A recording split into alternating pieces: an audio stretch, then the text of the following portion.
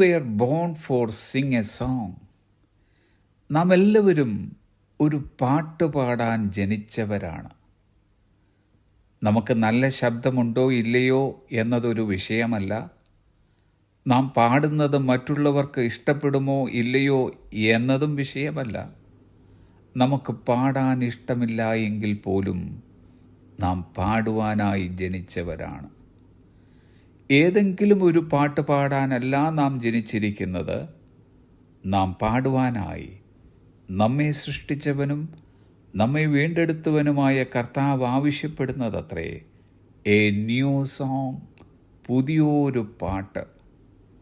ഈ പാട്ട് പാടുന്നതിൻ്റെ പശ്ചാത്തലം തിരുവചനം വിവരിക്കുന്നതിങ്ങനെ: 40-ാം സങ്കീർത്തനം 2-ാം വാക്യം, നാശകരമായ കുഴിയിൽ നിന്നും കുഴഞ്ഞ ചേറ്റിൽ നിന്നും ദൈവം എന്നെ കയറ്റി, എൻ്റെ കാലുകളെ ഒരു പാറമേൽ നിർത്തി, എൻ്റെ ഗമനത്തെ സ്ഥിരമാക്കി, എന്നിട്ട് എൻ്റെ വായിൽ പുതിയൊരു പാട്ട് തന്നു.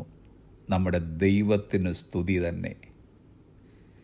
പാപത്തിൻ്റെ കുഴിയിൽ കിടന്നിരുന്ന നമ്മെ പിടിച്ചുയർത്തി ക്രിസ്തു എന്ന പാറമേൽ നിർത്തിയ ദൈവ സ്നേഹത്തെ ഓർക്കുമ്പോൾ ആരുടെ കണ്ണുകളാണ് നിറയാത്തത്?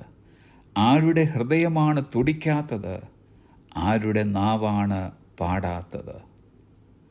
എത്ര മോശപ്പെട്ട ശബ്ദമാണ് നമുക്കുള്ളതെന്ന് നമുക്ക് തോന്നിയാലും ദൈവഗീതത്തിൻ്റെ താളത്തിനൊത്ത് തുടിക്കുന്ന ഒരു ഹൃദയത്തിൽ നിന്നാണ് അത് വരുന്നതെങ്കിൽ അത് കേൾക്കുന്ന ദൈവത്തിൻ്റെ ചെവിക്ക് നമ്മുടെ പാട്ട് ഒരു മനോഹര ഗാനം തന്നെയായിരിക്കും. നമുക്ക് പാടാനുള്ള പുതിയ പാട്ടത്രേ ദൈവത്തിന് സ്തുതി. ദൈവം നമ്മെ രക്ഷിച്ചെടുത്ത വിടുതലിനെ ഓർത്തുകൊണ്ട് എന്നും എപ്പോഴും നാം ദൈവത്തിന് സ്തുതി സ്തോത്രങ്ങൾ അർപ്പിക്കണം. സ്വരലയ താളങ്ങളില്ലാത്ത സ്തുതികളായിരുന്നെന്നാലും നന്ദിയുള്ള ഹൃദയത്തോടെ നാം അത് അർപ്പിക്കുമ്പോൾ അത് കേൾക്കുന്ന ദൈവത്തിന് ഇമ്പം തന്നെയായിരിക്കും. ദൈവത്തിനുള്ള സ്തുതി എപ്പോഴും പുതിയതായിരിക്കണം. എന്ന് വച്ചാൽ അതിലൊരു ഫ്രഷ്നെസ്, ഊഷ്മളതയുണ്ടായിരിക്കണം.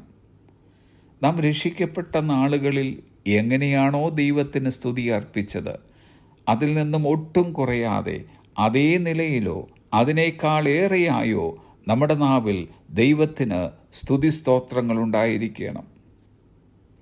പാട്ടുകാരനോടൊപ്പം നമുക്കും ഇന്ന് ഇങ്ങനെ പറയാം: പാടുവാൻ എനിക്കില്ലിനി ശബ്ദം, പാവനനെ നിൻ സ്തുതികളല്ലാതെ. പാരിലൻ ജീവിതം തീരും വരെയും പാടിയിടും ഞാൻ നിനക്കായി മാത്രം. ദൈവത്തിൻ്റെ രക്ഷണീയ പ്രവൃത്തികളെ അനുഭവിച്ചറിഞ്ഞ ദാവീദ് പറയുന്നത് പോലെ നമുക്കും ഇന്ന് ഇങ്ങനെ തീരുമാനിക്കാം.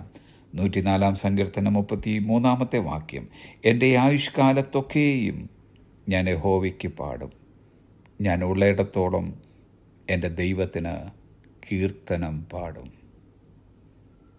Have A blessed day.